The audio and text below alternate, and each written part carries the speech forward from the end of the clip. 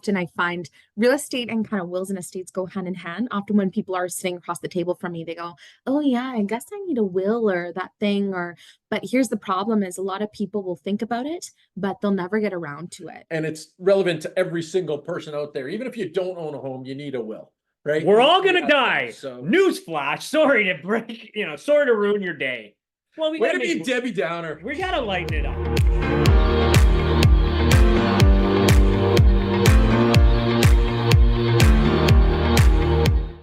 Hey everyone, and welcome to another edition of Real-tor Talk. I'm Murray. This is Jesse. We made it. Episode 14. Is that how many episodes it is? Holy smokes. What do you get someone for episode 14? I don't know. Silver or lace or? I don't think it's like an anniversary. Oh. Maybe when we're doing this for like 5 years and people are watching us, then we can. All right. Well, it's a milestone. They'll send us a gift. Wouldn't that be nice? Okay, so on today's show, we've got Sara Castellano joining us. We're going to be talking about some topics that maybe not everyone wants to talk about because they want to avoid the end result, which is if something happened to someone unexpectedly, you want to make sure you're protected when it comes to real estate or in general, all your assets that you have in your life to make sure your loved ones are protected. So that's kind of where we're going to go down. Just going to talk of power of attorney and a couple other things like that because we think these are important topics and people do neglect them all the time. So we want to make sure that they're not getting neglected. And I get it. It's a tough topic to have, but I don't want to see anyone get caught. And I did have a client from my past rental company that did get into a situation where she moved in with her longtime boyfriend. They did a bunch of rentals and they didn't take care of any of the paperwork. And unfortunately, he suddenly had a heart attack and passed away.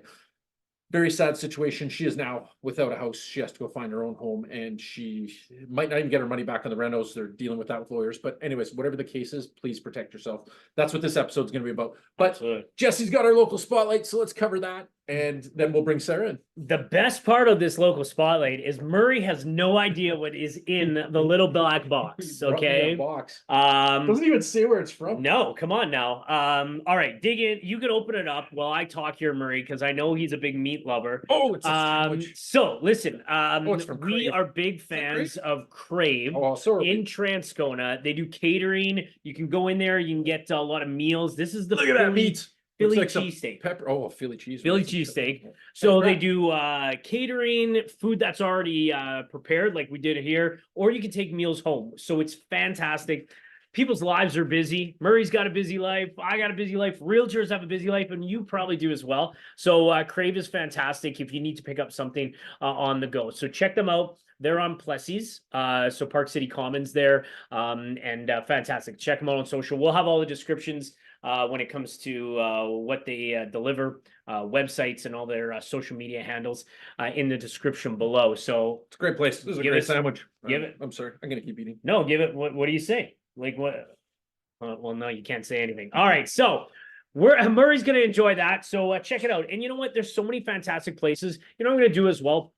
I'm going to take some other great places here in the city as well. Lives get busy, and it's nice just to not have to worry about that meal that's coming on. So That's a great sandwich. Oh, yeah.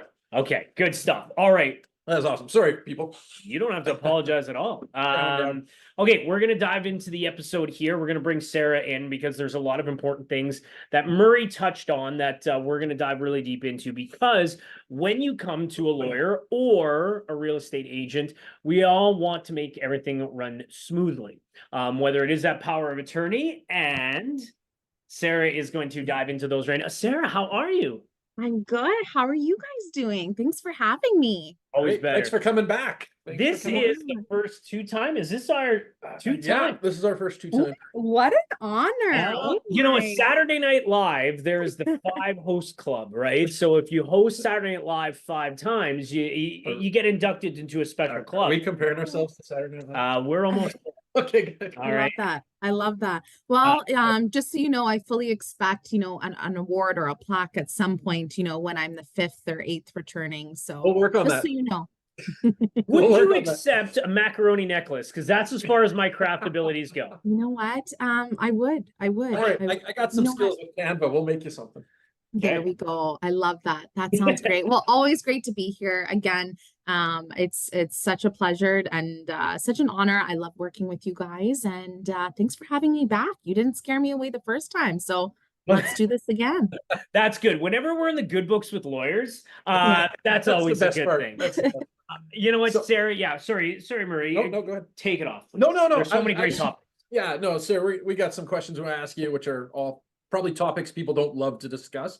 Yes. And as I said before you came on, I dealt with this with a client from my rental company where she moved in with her longtime boyfriend and he died in under 6 months from when they moved in, did a bunch of renos and all this stuff to the house. And now she has no rights to the house because she wasn't there long enough. So we want to kind of cover that so people can protect themselves. So that's where we're looking to you. So, one of our first one is, what could you do today to make sure you're prepared if someone passes away unexpectedly? Absolutely. And, I have to agree with you. I think a lot of people, it's the elephant in the room. Not a lot of people want to think about this, want to plan for it. It's interesting to, often I find real estate and kind of wills and estates go hand in hand. Often when people are sitting across the table from me, they go, oh yeah, I guess I need a will or that thing, but here's the problem is a lot of people will think about it, but they'll never get around to it. Or even what we see on the other side of, my firm practices wills and estates as well. And what we were seeing is, when the acting lawyer is sending out wills and estates, kind of getting that process going. Sometimes we won't hear back from clients for several months. It's just not a main priority. I understand it. I get it. It's something that people don't really want to discuss and whatnot, but it is so critical because it absolutely, in the example you gave there, Murray, it can be absolutely detrimental and devastating to a family and very onerous on a family, especially while they're grieving and all of that. So super important. My number one recommendation would be, of course, to have a will drafted. Have a will drafted, and I'm not talking about the one you go online and you print off. And you know what, wills are quite affordable. And often what we find is that generating some of those conversations with our clients, we find that generally we're getting them to think about things that they haven't even thought about. So really great to always have a will in place, making sure that you're updating it, especially after significant family changes, whether you've remarried, divorced, new blended family, that sort of thing. But definitely have a will in place and make sure you are talking about your wishes that you want with the property, especially if you have a partner, that sort of thing. I think in touching on to Murray's example, as well as many examples that you probably run into more than us, but also with what you were saying earlier, a lot of people don't realize things until they happen. And that is not a fault onto anyone. People are not experts in absolutely everything. And it's not until that you're in that situation that Murray's clients were in, or that you hear that's when people go, oh, I didn't think about that. Or who has to take something simple like that we didn't even realize. Is that something that when you're sitting down with someone going over those things like Murray's clients, that something so simple can go a long way, right? And can confuse things and create a lot of problems. For sure. And so I try to facilitate, as uncomfortable as they might be, I try to make light of it. I think I'm relatively funny, so I tend to grab crack a joke or two to lighten the mood. But, those are important conversations to have. And so, even in situations where, let's say, a dad is co-signing for a buyer, I do have that conversation of what is your long-term plan? Is it to remove, as much as we love dad, do we want to remove his name? And what happens in the event that dad passes away? How we strategically register our clients' names on title can also have an effect on that. So, that's a whole nother thing and maybe a whole nother topic on its own. But with that being said, those are important things to think about is your long-term planning, as well as, like you said, we do this every day. People don't. So I feel like that's part of that education piece. And I know both of you are very thorough in your jobs, and I try to be an extension of those services as well and be as thorough as I can to kind of provoke those conversations. Just before you go on to the next question there, sorry, just because you were touching on if somebody is on a title and they pass away. So a lot of times that we get asked about is, I'll just give an example. Hi, my father is going downsizing into a condo. Unfortunately, our mother passed away the year before. She's still on title. Does dad, can he still sell the house if our deceased mom is unfortunately still on that title? Is that going to have complications? Absolutely. So It's interesting because basically when you between married spouses, so in that example that you gave, between married spouses, if let's say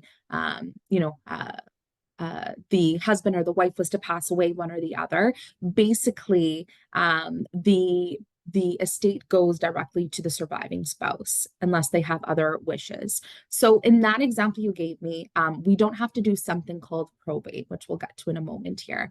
But basically in that circumstance, the only thing that individual, that dad would need in order to sell the property on behalf of him and his wife, who's now passed, is a death certificate.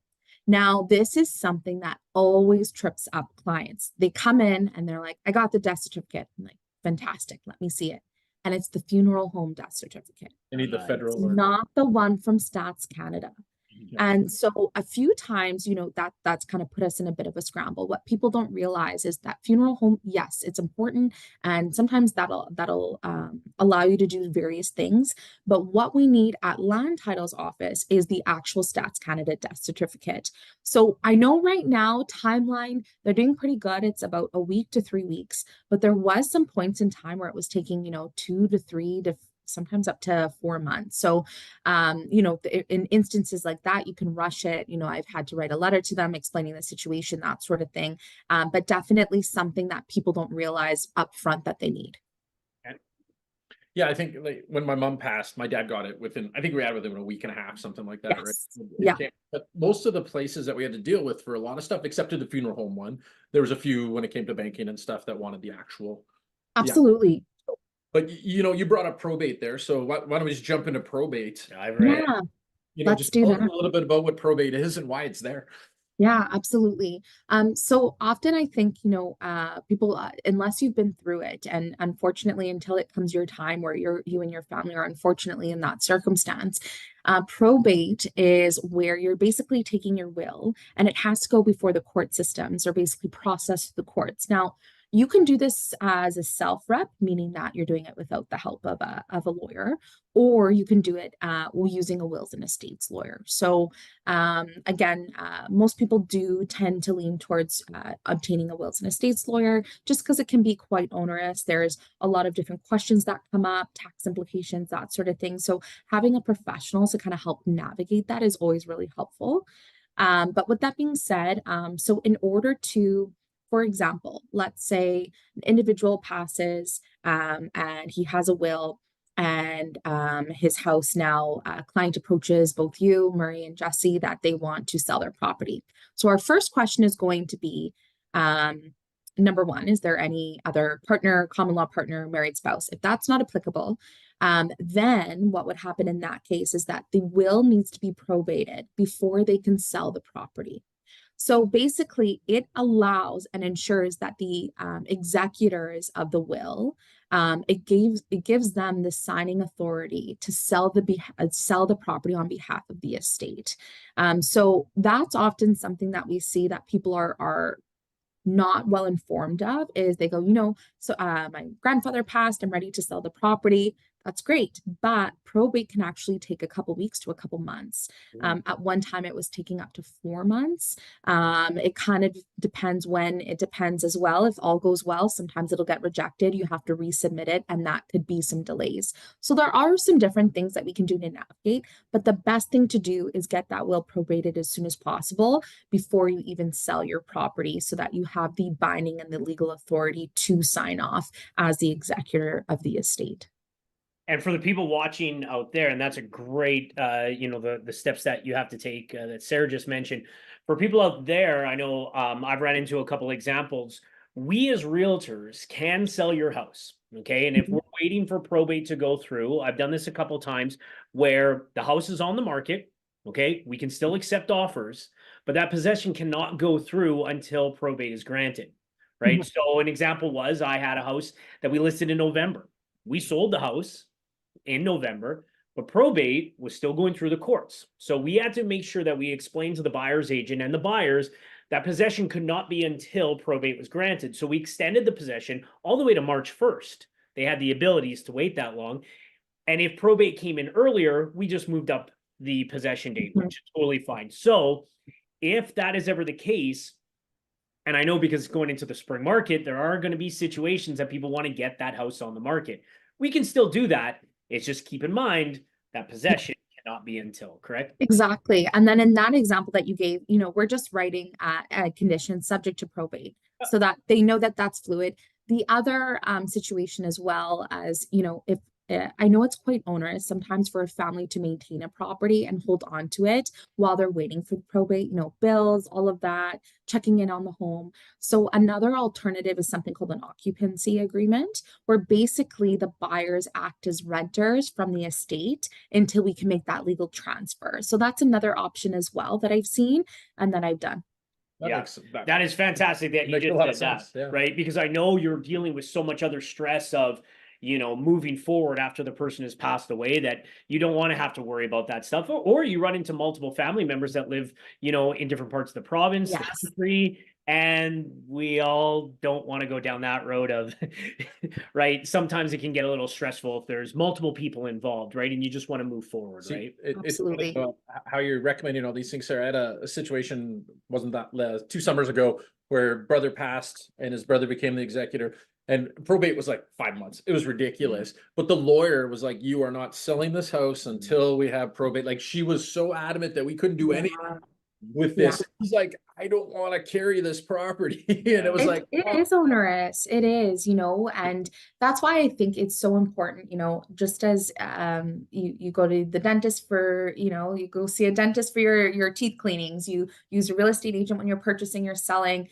And you use a lawyer and strictly, I would say, a real estate lawyer. So in that circumstance, I'm comfortable. I do this. I live and breathe real estate all day long. So, I know the little nuances and stuff that we can offer. And so, and I'm quite comfortable with them. Right. So I think that's the benefit of just like using a real estate professional.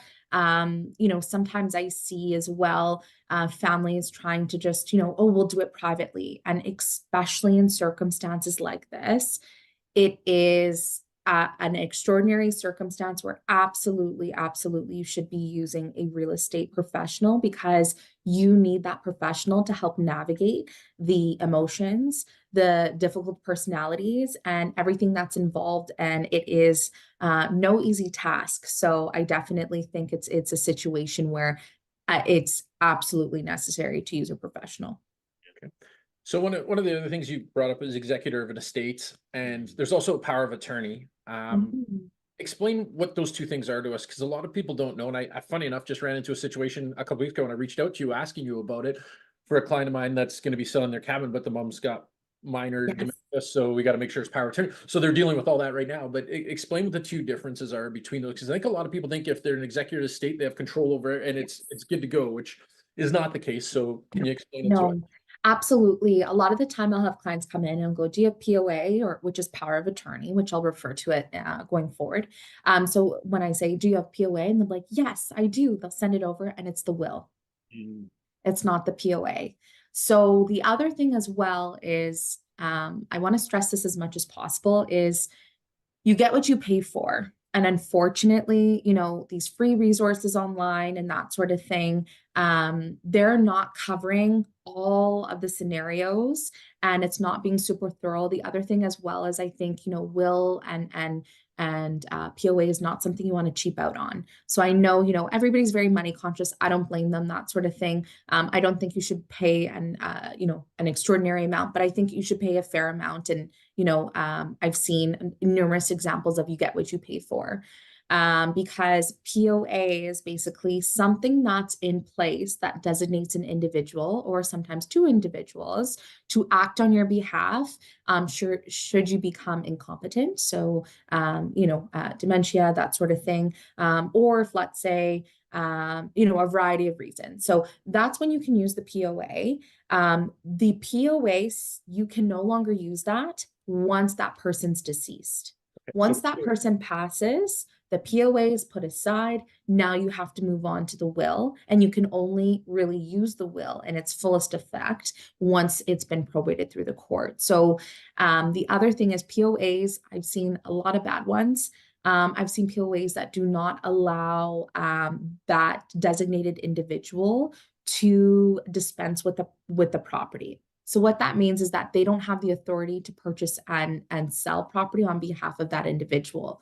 So it's a simple clause that again sometimes gets missed, and then you would have to go before the court, apply for committeeship, which is an alternative, basically getting somebody, the court, to basically understand that, you know, this person has dementia, they can't make decisions, I need to be that individual, that sort of thing. So it gets messy and it could end up costing you a lot more money along or down the road. So even if it's an extra $2, $3, $4, $500, if it means that your family is going to be well equipped to serve you and your well wishes and honor your wishes and, you know, everything that you've basically worked for your entire life, why that, to me, that's money well spent. Yeah, no, I think that goes for a lot of things in life, that there are certain things that you are supposed to, again, not penny pinch.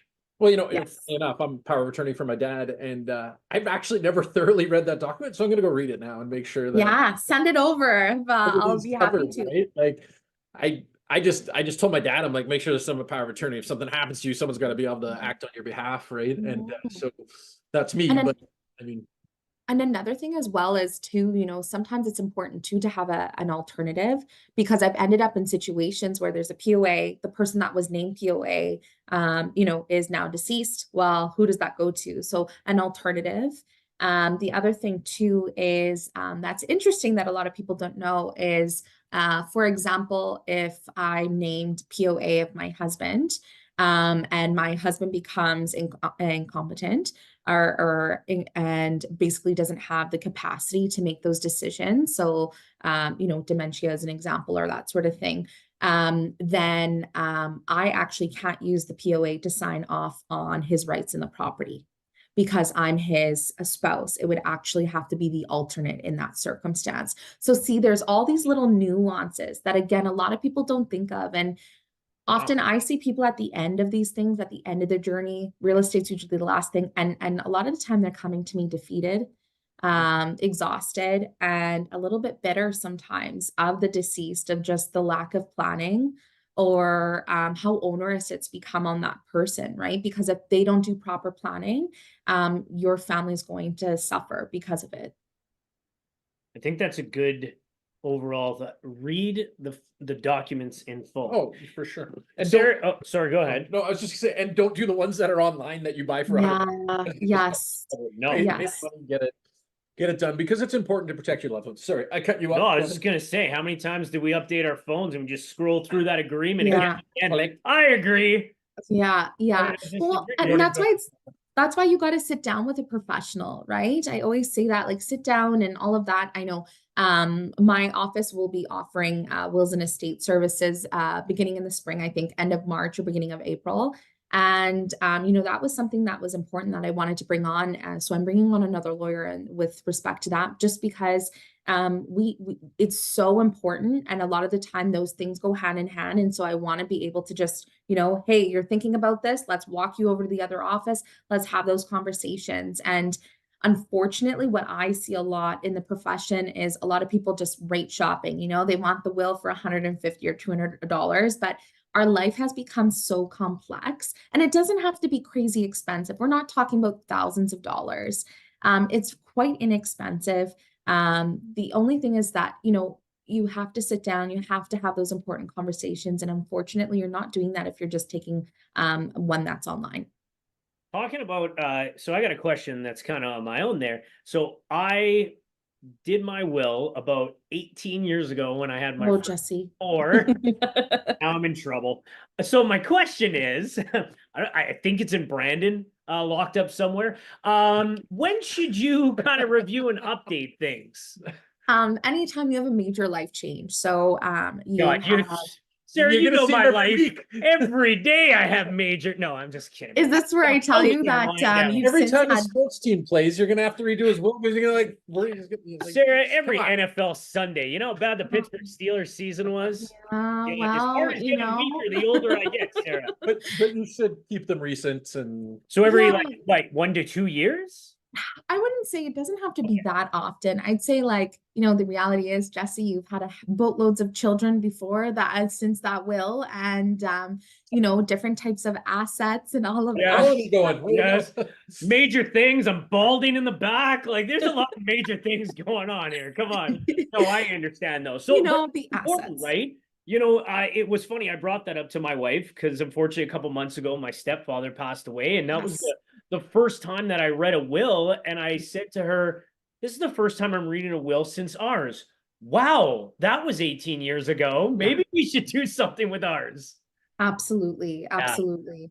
Okay. And it's the unfortunate reality too is often what we'll see is sometimes, people are making wills at their deathbed, just for, and then it becomes emergent and they'll pay any money or any amount in the world to make sure that their wishes are honored the way that they want. So, I had some stints in practicing law in when I used to do wills and estates work. I don't do that any longer, just focusing on real estate. But that is kind of the reality is people, it's put off, put off, put off, and then it's kind of people are waiting until it's too late, so to speak. Well, I guess now that I just said that, I should expect a lot of people that are Yes. watching this just to start being nice to me, because now that I'm updating my will, people are going to be like, "Oh, that Jesse, eh? Yeah, there you Being a little go. bit nicer to him. Maybe he'll drop my name in there." Well, I bought lunch, so I don't know if Murray's going to be at it. Yeah, I'm gonna put you there. I'll reimburse you for the $5. For the village. Don't forget your favorite lawyer, and Oh, you will of course, definitely of course. be You know on what? my list. You're very busy, but I want to quickly say, just quickly ask you one quick question. It might be a whole expanded, course in, Yeah. that Homestead Act. We see that on offer to purchases. A lot of people don't, but people out there that are selling homes, that their husband may be on title, whether it's common Mhm. law status or they are Mhm. married, they do have rights when it comes to selling that house. Absolutely, absolutely. So if let's say, for example, my husband's name's on title, but I'm not, or even before we got married, if let's say I've lived in the property for 3 or more years with him, I automatically have homestead rights. So that is something that you have to be very aware of. Yeah. So for example, when I have any client and they're buying a property solo, I always get to the homestead and you have to declare it.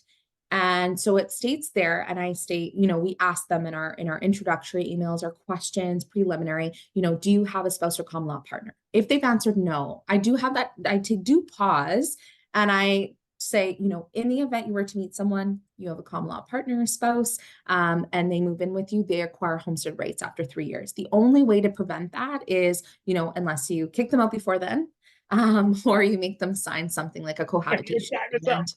Yeah, you're like, okay, happy anniversary. Doesn't there have to be, if you kick them out as you use, isn't there a time frame still, even if you do kick them out the door? Yes. So that's the other thing too, is sometimes I'll have clients come to me and I'll be like, oh, did you have a common law partner or spouse? And they'll be like, yeah, but they haven't lived with me for 5 years. Doesn't matter. Whoa, They really? still have homestead rights in the property. So unless they've already dispensed with that through other means, I've had people, have to face their ex from 10 years ago and come and sign documents at my office. So people don't realize how important homestead is, and it's quite scary too, because that person could come after or that sort of thing as well. So it's something that is not talked about enough. And the same way too, if let's say my name's only on the mortgage, let's say my husband's self-employed, didn't qualify, or that sort of thing, there's a variety of different circumstances, or he's a student is an example, and I am solely on the mortgage, I can't sign that mortgage solely at the meeting. Basically, my husband would still have to come in and would have to sign as a consenting spouse. So basically, he has to consent that he knows that I'm setting up for a mortgage because technically, because we're married, because we're common law, that sort of thing. So that also takes people for surprise as well. So it's not worth lying about. I know sometimes people think, hey, this is my property. My wife has nothing to do with it. That does not matter. And especially when it comes time to That just divorce. created episode 3 for Sarah. No There kidding. we go. You don't see that stuff on Selling Sunset. Everybody goes happy when you love it or list it. You don't have the lady for 5 years ago now saying, "Wait a minute, you." Yeah, here we are. I don't know them with the attitude. So I like it. I like that. I'm into that. They cover the Homesteaders Act, Yeah. during our courses and stuff, and we're doing, but like not to this depth of whatever. No, Yeah. no.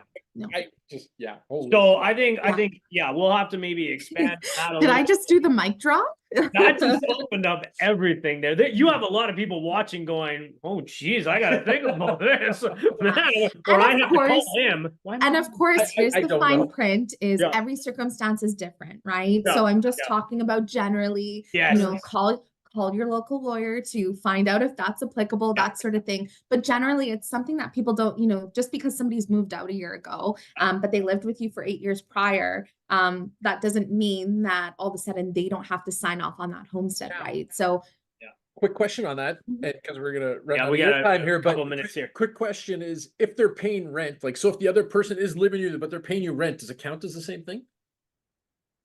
I know that's always That's just something why we have to save it for another episode. We'll do a whole new episode on this later. Yeah, I think we We'll need pull to a do that. martini out and we'll have a good time. Bottle this up and we'll put this in the sea for We're later. doing this Bob. one in your boardroom at your office. I love it. I love it. Let's do it. That sounds great. We got to let you go, Sarah. You're the busiest lawyer in Winnipeg, and that's why we love using you, because you are so fantastic to us and all of our clients. And you know what? We asked you back twice because you're so nice. For episode 3, we'll say please. So no, thanks so much, Sarah, for so much information. You mic dropped us. We learned so much. Thank you so much. I love it. I love it. Well, always a pleasure. Thank you again. I always appreciate spending time with you too. And thanks for having me. Absolutely. Thanks, Sarah. Take care. Take care. Bye-bye.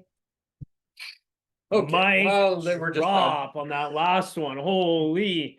Jeez. Well, and see, that's just good thing we bring lawyers on. And that's why you should watch the whole episode of Real-tor Talk.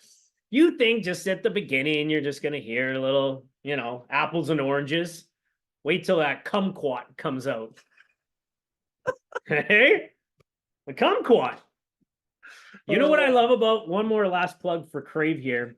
I didn't eat this the whole episode. You know what I was really excited about? I was thinking about the whole time. I was listening. Warmed up the bun. So now the bun is nice and soft. It's like an oven. There you go. It's like 30 below in my basement, but hey, probably not like an oven anymore. It's nice. But no, so to wrap that up. That was so important. That was, if you're going to watch one of our episodes, we're going to have to push this one a little bit different. But if you're going to watch one, this is the one to watch, because there's so much information in there. And it's relevant to every single person out there. Even if you don't own a home, you need a will, right? We're all going to die. So newsflash. Sorry to break, sorry to ruin your day.